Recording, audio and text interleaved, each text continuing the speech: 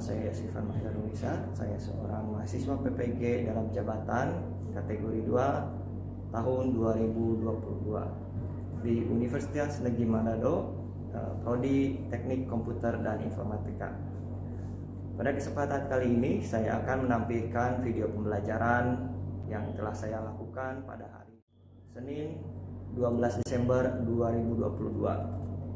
Dan video ini juga dijadikan sebagai persyaratan untuk pemenuhan ketuntasan dari PPG yang telah saya lakukan. Terima kasih. Wassalamualaikum warahmatullahi wabarakatuh.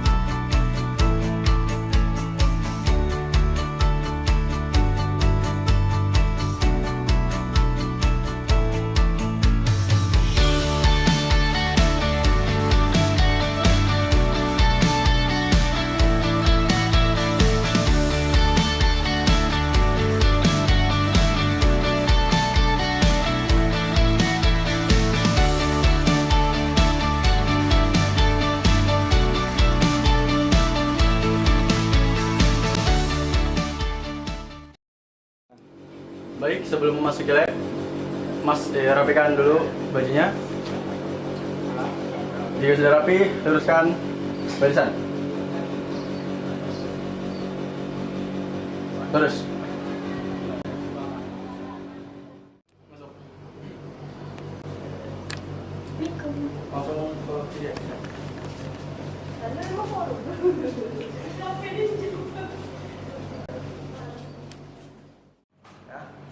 Baik ya. Assalamualaikum warahmatullahi wabarakatuh. Waalaikumsalam warahmatullahi wabarakatuh. Karena waktu sudah menunjukkan jam 2, jadi kelas ini kita mulai aja ya untuk pembelajaran hari ini. Nah, tolong karena tadi Teguh datangnya paling awal, coba Teguh pimpin doanya. Baik, sebelum memulai pelajaran pada hari ini, alangkah baiknya kita berdoa terlebih dahulu. Berdoa mulai.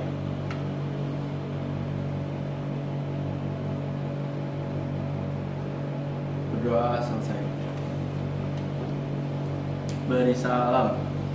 Assalamualaikum warahmatullahi wabarakatuh. Waalaikumsalam warahmatullahi wabarakatuh. Nah, setelah itu tolong berdiri dulu karena kita akan menyanyikan lagu Indonesia Raya supaya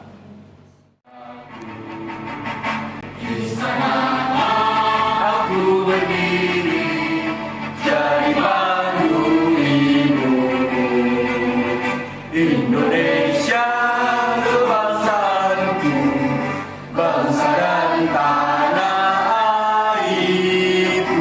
Marilah kita berseru, Indonesia bersatu, hiduplah tanahku Indonesia merdeka, merdeka tanahku yang tercinta, Indonesia Raya merdeka, merdeka, hiduplah Indonesia Raya, Indonesia Raya merdeka, merdeka.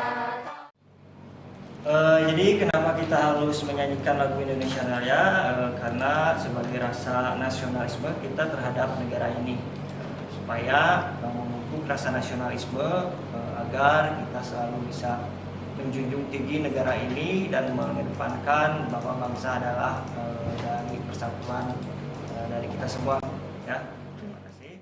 Untuk selanjutnya saya akan absen dulu.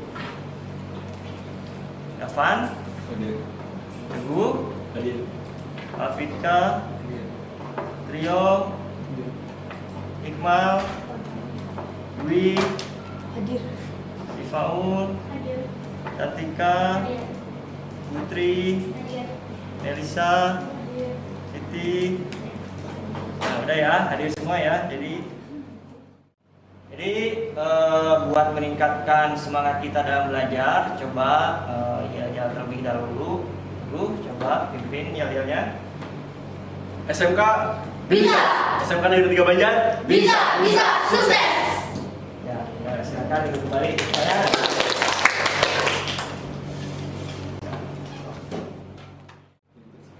Ya, jadi saya bakal mereview materi minggu kemarin, ya, itu tentang CSS pada HTML. Mungkin ada yang masih ingat tentang materi CSS pada HTML?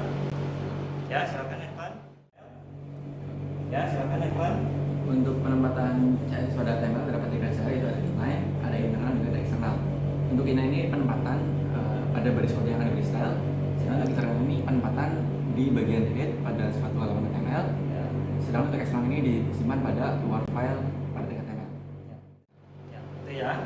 Jadi kalau yang inline itu dia pada baris yang sama di halaman yang sama, gitu ya, yaitu menempel langsung pada barisnya. Sedangkan yang internal ataupun embedded itu dia ada di mana? Halaman yang sama, tetapi di bagian tag header ya. Ya, seperti itu. Nah, sedangkan kalau yang eksternal itu seperti apa? Di luar, yaitu ada filenya masing-masing ya. Jadi HTML-nya, terus ada CSS-nya. Jadi ekstensinya itu CSS ya, seperti itu. Nah, mungkin itu saja tentang materi yang minggu kemarin. Untuk pertemuan kali ini ya, untuk materinya itu adalah ini tentang pembuatan logo ya. Pembuatan logo. Di sini materinya ada pengertian logo, jenis logo, terus fungsi logo, dan inti logo yang efektif. Nah, nanti di dalam pembelajaran kalian bakalan belajar tentang ini semua, pengertian logo, jenis logo, fungsi. Terus juga nanti kalian bakalan bikin logo masing-masing per kelompoknya ya, gitu. Nah, untuk pembelajaran kali ini ya, tujuan pembelajarannya yang pertama itu setelah melalui kegiatan diskusi, peserta didik dapat merancang sebuah desain logo dengan sikap baik dan jujur ya. Nanti kalian harus merancang logonya terlebih dahulu misalnya ya. Setelah itu melakukan praktek. Di sini setelah melalui praktek, peserta didik dapat memproduksi rancangan desain logo dengan baik. Nah, di sana ada dua tujuan pembelajaran. Yang pertama itu mendesain, dan yang kedua itu mengimplementasinya di dalam sebuah aplikasi dan menjadikannya sebuah bentuk software ya. Nanti logonya dipresentasikan. Nah, terus untuk penilaiannya di sini ada penilaian pretest ya. Pretest itu digunakan untuk kemampuan awal dari kalian sebelum pembelajaran. Terus ada post-test. Nah, post-test itu dia untuk mengetahui seberapa besar peningkatan pengetahuan kalian setelah dilakukan pembelajaran ya. Terus juga ada LKPD. Nah, LKPD ini nanti kalian kerjakan secara berkelompok untuk membuat sebuah desain logo ya. Terus nanti juga ada penilaian dari presentasi ya. Ya, baik ya. Sebelum kita masuk pembelajaran, saya bakalan melakukan pretest dulu ya. Nah, untuk linknya kalian sudah dibagikan lewat grup WhatsApp ya, link pretestnya. Nah, untuk pengerjaannya dilakukan selama 10 menit ya. Nah, untuk linknya sudah bisa diakses linknya? Belum? Ya, ya. Untuk pengerjaannya 10 menit dari 3.10 sampai 3.20, dimulai dari sekarang.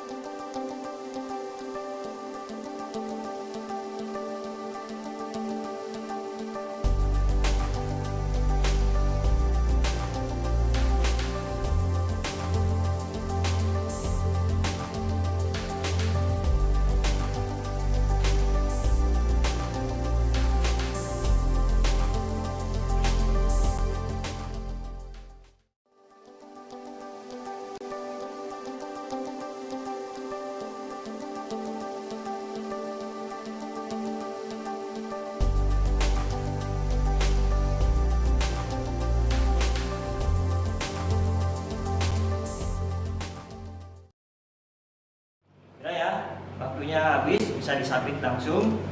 Nah, untuk kegiatan selanjutnya kita masuk aja ke kegiatan inti ya.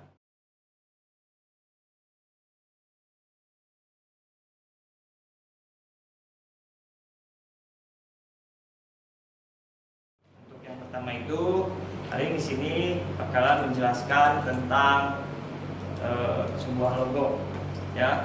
Sini simak dulu tutorial membuat sebuah logo menggunakan Canva ya.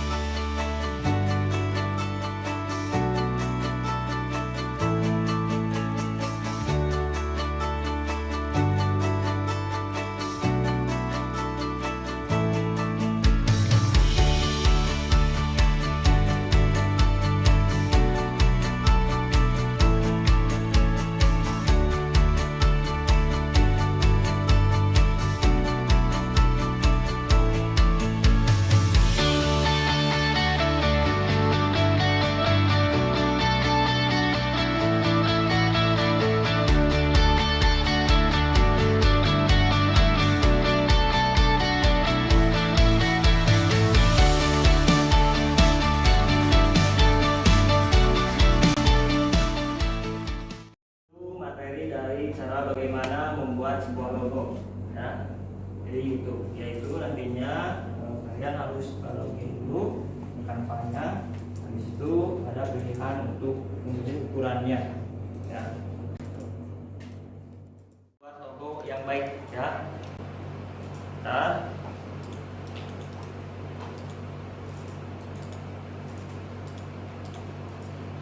di sini ada kriteria logo yang baik. Ya, jadi kalian kalau mau buat logo itu harus memperhatikan beberapa kriteria berikut.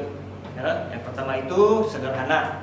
Ya, logo diciptakan untuk memberikan informasi penting ya, kepada masyarakat. Untuk itu disarankan untuk membuat logo yang sederhana agar lebih mudah dikenal dan juga diingat oleh masyarakat.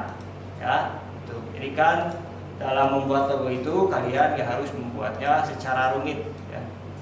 Untuk itu buatlah logo sederhana mungkin supaya bisa diingat mudah oleh masyarakat. Itu ya. Terus yang kedua, di sini ada unik ya. Unik ini sederhana. Jadi sederhana, unik. Jadi unik ini harus mempunyai ciri khas ya. Jadi membedakan antara satu logo dengan logo yang lainnya. Misalnya satu perusahaan dengan perusahaan yang lainnya. Ya, ciri khas ini membedakan satu perusahaan dengan perusahaan lainnya. Ya, itu. Jadi ciri khas unik dan berbeda dengan logo lainnya, terutama logo yang dimiliki oleh kompetitornya. Itu. Terus yang ketiga itu mudah diingat. Ya, jadi kan sederhana, unik, sudah pasti nantinya mudah diingat. Nah, mudah diingat ini bisa dijadikan sebagai branding kepada masyarakat dan kompetitornya supaya dengan logo tersebut bisa meningkatkan penjualan di masyarakat seperti itu. Nah, setelah itu ada serbaguna. Ya, serbaguna ini tadi kan sebuah logo itu bisa ditempelkan di mana-mana. Jadi kalau serbaguna itu bisa ditempelkan di sebuah produk ataupun di sebuah kemasan ataupun di sebuah manufaktur, faktur atau stempel, ya itu. Jadi logo itu harus bisa serbaguna. Nah, terus juga ada sesuai. Di sini sesuai itu suatu logo juga harus mampu mengembangkan ataupun menggambarkan apa yang mampu ditawarkan oleh suatu entitas, ya, serta nilai entitas tersebut di mata masyarakat. Contohnya itu brand Aqua. Brand Aqua itu logonya gunung, ya. Ya, dia itu menggambarkan bahwa air Aqua ini diambilnya dari sebuah gunung yang masih bersih, gitu ya. Itu dari sesuai. Nah, terus juga tahan lama. Jadi logo itu harus juga tahan lama karena jadi setiap logo itu bisa misalnya panjang itu umurnya karena dia itu multifungsi ataupun di sini bisa tetap sesuai dengan suatu brand dari waktu ke waktu. Jadi brand itu bisa menggunakan sebuah logo atau perusahaan itu bisa menggunakan sebuah logo dari baik ya, untuk penjelasannya di sana coba tolong ada yang bisa menyimpulkan dari apa yang tadi sudah dijelaskan, ya kan? Jadi kriteria logo yang baik itu diantaranya ada sederhana, yaitu logo tersebut diciptakan nggak usah yang berbelit-belit tapi cukup sederhana aja. Terus unik itu supaya bisa membedakan dengan brand-brand yang lainnya. Kemudian mudah diingat supaya logo tersebut mudah diingat di masyarakat dan dapat meningkatkan penjualan secara tidak langsung. Ya, itu ya. Jadi membuat sebuah logo itu tidak harus yang rumit, tapi yang simpel aja supaya nanti di masyarakatnya bisa diingat dengan mudah. Ya, itu. Tapi sebelum itu kalian bisa baca-baca dulu tentang materinya. Tadi sudah dibagikan tentang modul ajarnya, itu tentang apa? Logo. Tentang bagaimana cara membuat logo ya. Nah itu, coba kalian baca-baca dulu 5 menit tentang materinya supaya bisa lebih paham lagi ya. Coba udah bisa diakses kan? Sudah. Materinya ya, sudah. Coba dibaca.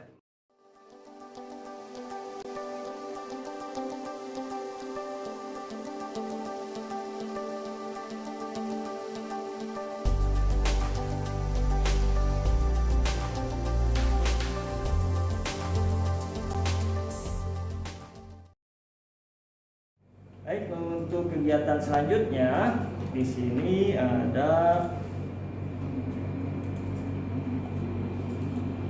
supaya nggak terlalu ngantuk, saya bakalan melakukan ice breaking. Coba lihat ke layar. Nah, di sini ada tebak warna.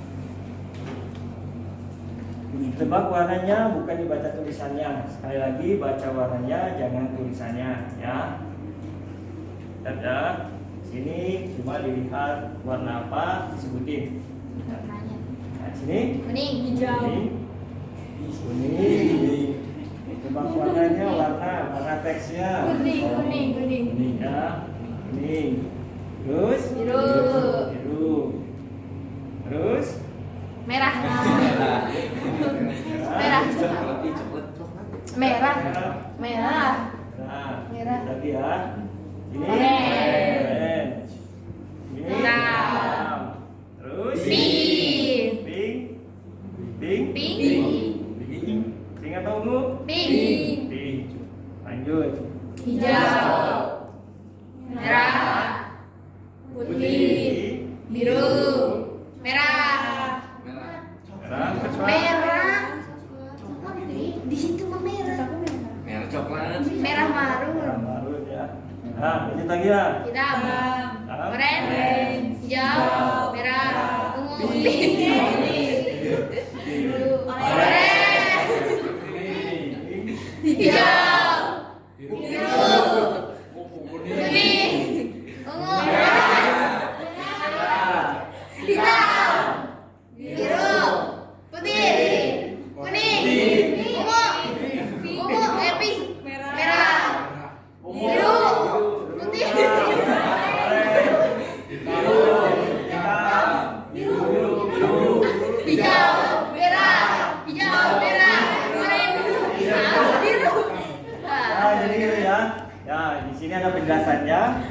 otak kiri kita berusaha membaca warna, tetapi otak kanan akan tetap membaca tulisannya.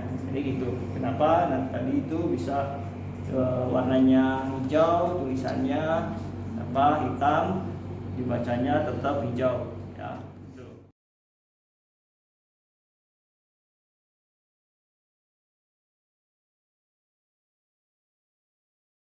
Ini saya bakalan bagi kelompok untuk pengerjaan LKPD.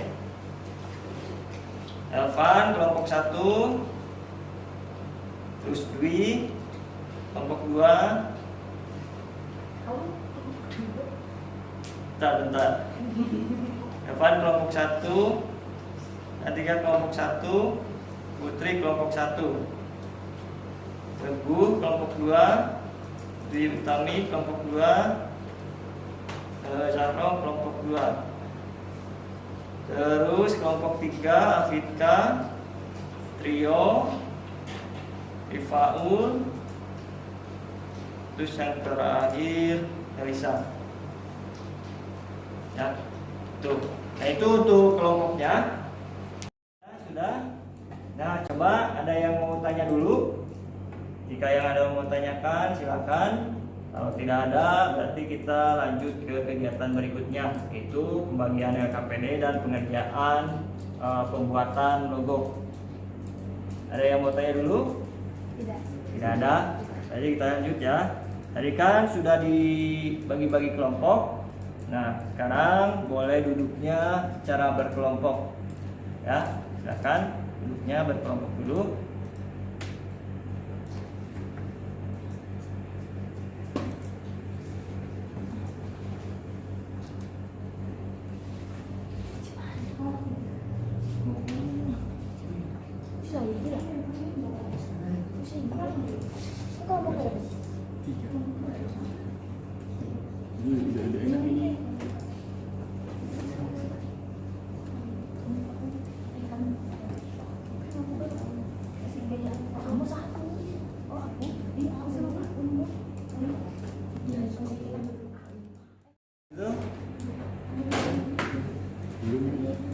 Belum.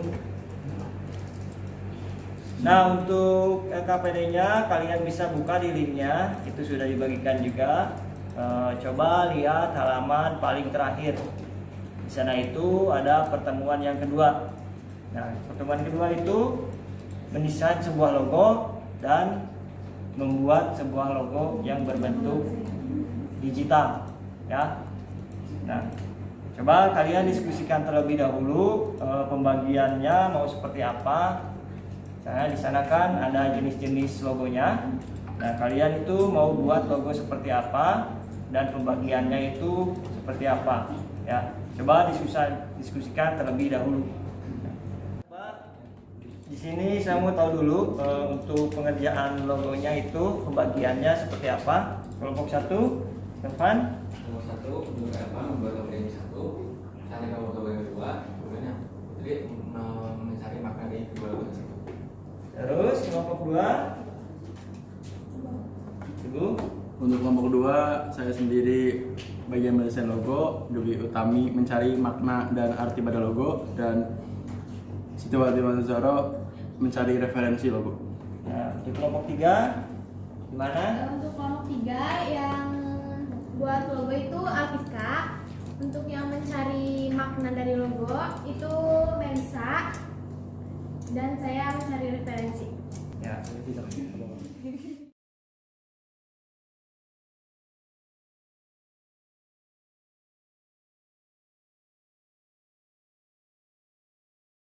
pengerjaannya 45 menit cukup dalam pembuatan logo tersebut. Cukup ya. Nah, jadi setiap 15 menitan saya bakalan ngecek. Terus kalau ada apa-apa bisa ditanya langsung ke saya ya. Nah, untuk waktunya 4.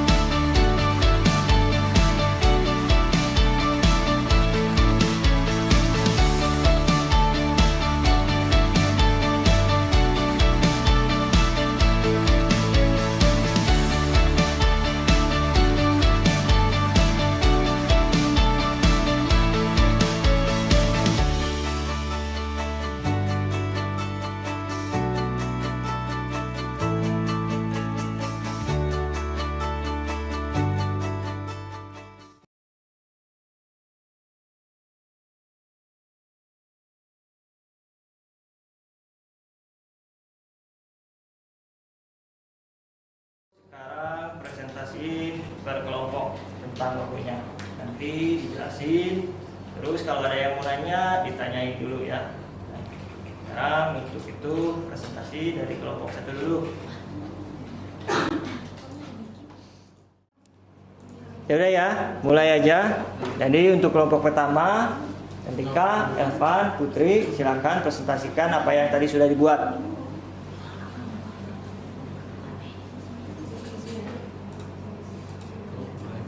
Assalamualaikum warahmatullahi wabarakatuh. Waalaikumsalam warahmatullahi wabarakatuh. Berdirinya kami di sini akan mempresentasikan hasil diskusi dari kelompok kami. Sebelumnya perkenalkan kelompok kami, saya sendiri Putri Nurintan dan rekan saya Tika. Dan saya Elvan. Langsung dimulai dari yang pertama, yaitu jenis logo lettermark. Logo lettermark atau logo monogram adalah suatu jenis logo yang menggambarkan nama atau suatu perusahaan atau brand dengan memanfaatkan inisial nama brandnya. Maka dari logo PAC adalah singkatan dari Putri, Elvan, dan Cantika. Selain itu, logo ini memiliki arti lain, yaitu produk elektronik komputer. Logo ini kami buat untuk brand suatu merek komputer. Di sini tulisan kurang lebih memiliki makna suatu kesatuan antar komputer kelompok. Baik, logo yang kami buat itu adalah menggunakan jenis logo kombinasi. Itu menggunakan kombinasi yaitu jenis logo yang mengkombinasikan jenis logo lettermark atau wordmark dengan abstrak, maskot atau simbol. Dan makna yang terdapat pada logo yang kami buat adalah yang pertama itu ada tulisan Ucup dan Ecet. jenis logo kombinasi, yaitu suatu jenis logo yang mengkombinasikan jenis logo lettermark atau wordmark dengan abstrak, maskot atau simbol. Makna yang terdapat pada logo yaitu Ucup dan Ecep sebagai nama pemilik brand. 2. Online store sebagai informasi jenis toko. 3. Gambar keranjang dan diskon sebagai representasi penjualan produk. Mungkin cukup sekian dari kelompok kami. Terima kasih. Sebelum ditutup, apakah ada yang ingin bertanya? Baik, sebelum ditutup, apakah ada yang ingin bertanya? Ya, silakan. Tadi kan ada tulisan Ucup dan Ecep. Nah, itu kegunaan tulisan Ucup dan Ecep itu apa? Kami memilih Ucup dan Ecep yaitu sebagai nama pemilik brand. Cukup? Ya. Cukup. Ada lagi yang ingin ditanyakan? Sudah. Sudah. Cukup. Ini cukup sekian dari kami. Untuk kelompok 2 bisa dimulai untuk presentasinya. Assalamualaikum warahmatullahi wabarakatuh. Waalaikumsalam warahmatullahi wabarakatuh. Berdirinya kami di sini, kami akan mempresentasikan hasil diskusi kelompok kami mengenai logo. Sebelumnya perkenalkan, nama saya Teguh Afriansyah. Nama saya Dwi Utami. Nama saya Cantika Dudesa. Lanjut ke pembahasan. Untuk desain logo yang pertama, kami menggunakan jenis logo lettermark, yang mana lettermark atau logo monogram adalah suatu jenis logo yang menggambarkan nama atas suatu perusahaan atau brand dengan memanfaatkan inisial nama brandnya saja. Biasanya logo jenis ini hanya memanfaatkan 2-4 huruf saja sesuai dengan brand tersebut sehingga bisa lebih mudah diingat oleh masyarakat. Dan ini merupakan desain logo kelompok kami. Untuk makna dari tulisan DU itu merupakan inisial dari si pemilik perusahaannya yaitu Dwi Utami, dan kemudian ada tulisan cake istimewa yang merupakan sebagai informasi bahwa logo tersebut itu dari sebuah perusahaan yang menjual berbagai jenis cake. Yang kedua ada logo kombinasi. Logo kombinasi di sini adalah suatu jenis logo yang mengkombinasikan jenis logo lettermark atau wordmark dengan abstrak, maskot atau simbol. Teks yang terdapat dalam logo ini biasanya akan digunakan juga dengan baik sehingga mampu menghadirkan suatu logo yang terkesan menarik. Beberapa contohnya adalah logo Burger King, Lacoste, Doritos, dan lain-lain. Selanjutnya yaitu adalah makna dari logo. Gambar cangkir kopi mempresentasikan brand yang menjual berbagai jenis minuman kopi, dan terdapat kata dia yang memiliki arti untuk mengenang kisah pahit manis hidup bersama dia. Baik, mungkin cukup sekian presentasi dari kami. Apakah ada pertanyaan? Ya, silakan Evan. Saya kembali ke yang logo DU.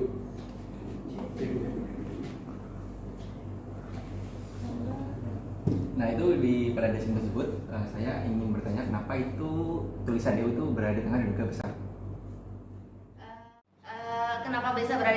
supaya lebih apa ya? Jadi kalau misalkan lihat logo tersebut tuh bisa langsung ke titik tengahnya DU gitu. Kenapa besar ya? Supaya bisa membedakan ukurannya dengan tulisan si cake istimewanya. Jadi tidak terlalu monoton. Gitu. Guys, gue terima kasih. Mungkin ada yang lain yang mau tanya? Kalau nggak ada, di sekian tutup aja. Baik, mungkin cukup sekian dari kelompok kami. Memang begitu singkat, namun kenangannya akan terus melekat. Wabillahi taufiq wal hidayah. Wassalamualaikum warahmatullahi wabarakatuh. Waalaikumsalam. Ya. Assalamualaikum warahmatullahi wabarakatuh. Waalaikumsalam warahmatullahi wabarakatuh. Berdirinya kami di sini akan mempresentasikan hasil diskusi kelompok kami. Sebelumnya, perkenalkan nama saya Rifa Ulima. Saya Marisa. Saya Trio, saya Alvika. Untuk selanjutnya, Ya. Jenis logo kombinasi. Untuk pengertian, logo kombinasi adalah suatu jenis logo yang mengkombinasikan jenis logo letter mark atau word mark dengan abstrak, maskot atau simbol. Teks yang terdapat dalam logo ini biasanya akan digabungkan juga dengan baik sehingga mampu menghadirkan suatu logo yang terkesan menarik. Beberapa contoh adalah logo Burger King, Lacoste, dan Doritos, dan lain-lain. selanjutnya ada makna logo. Untuk simbol melambangkan persatuan antar anggota kelompok dengan harapan perusahaan ini akan menjadi salah satu perusahaan yang sukses di mancanegara. Untuk tulisan Scremi melambangkan sebuah perusahaan teknologi khususnya di bidang streaming video. Selanjutnya itu jenis logo kombinasi. Logo kombinasi itu suatu jenis logo yang mengkombinasikan jenis logo lettermark atau wordmark dengan abstrak, maskot atau simbol. Teks yang terdapat dalam logo ini biasanya akan digabungkan juga dengan baik sehingga mampu menghadirkan suatu logo yang terkesan menarik. Baik, untuk makna logo ini yaitu RPL Institute Board adalah perguruan tinggi yang menyelenggarakan pendidikan akademik dan dapat menyelenggarakan pendidikan vokasi dalam sejumlah rumpun ilmu pengetahuan dan teknologi tertentu, dan jika memenuhi syarat dapat pula menyelenggarakan pendidikan profesi. Ada yang ingin ditanyakan? Dewi Tami, gimana yang ingin ditanyakan?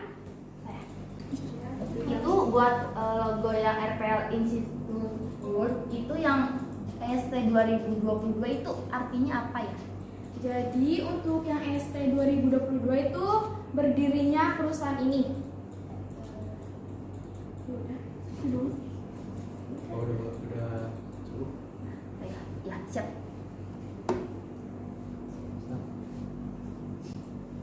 Ya udah, tidak ada yang mau ditanyain lagi? Cukup. Nah, kalau cukup bisa ditutup. Sekian presentasi dari kami. Terima kasih. Wassalamualaikum warahmatullahi wabarakatuh. Waalaikumsalam warahmatullahi wabarakatuh. Close.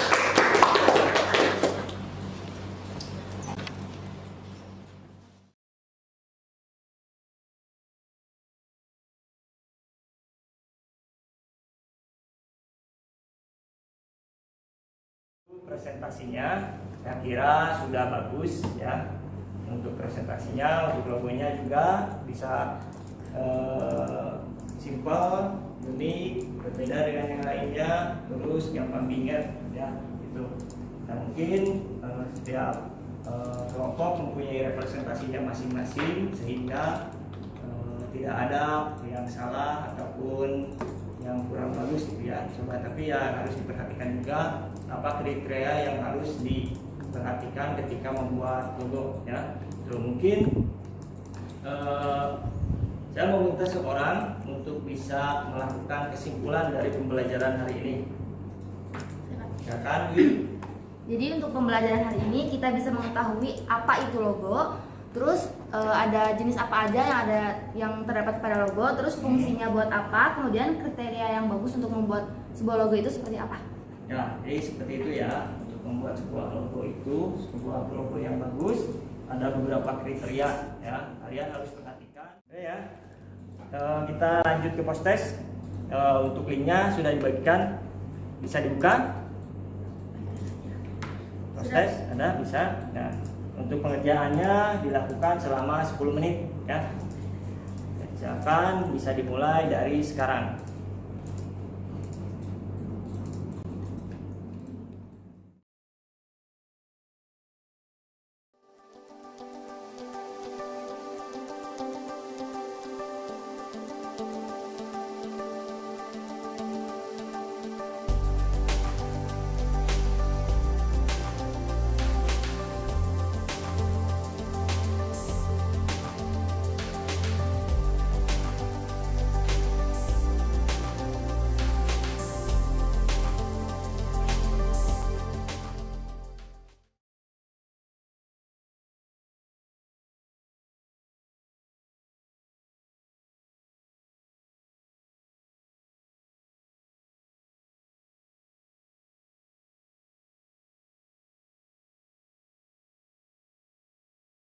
Nah, udah selesai?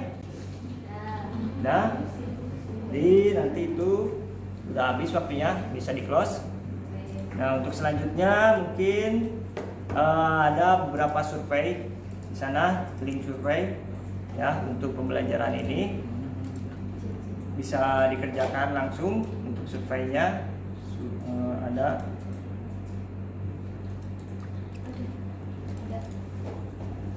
Nah, survei ini untuk mengetahui bahwa apa yang sudah dilakukan dalam pembelajaran itu baik atau tidak. Jadi di sana itu ada misalnya hal apa yang menyenangkan atau hal apa yang kurang menarik dalam pembelajaran. Ya, itu bisa dikerjakan mandiri di sana. Linknya sudah ada. Terima kasih telah mengikuti pelajaran hari ini. Terima kasih Evan, Teguh, Afika, Trio, Dwi, Saro, dan yang lainnya ya. Afika. Nah, ini terima kasih sudah mengikuti dengan baik pembelajaran hari ini. Terus untuk selanjutnya kita tutup dengan doa saja ya. Pak Teguh bisa menutup dengan doa. Mungkin doanya. Sebelum mengakhiri pembelajaran pada hari ini, langkah baiknya kita berdoa terlebih dahulu. Berdoa mulai.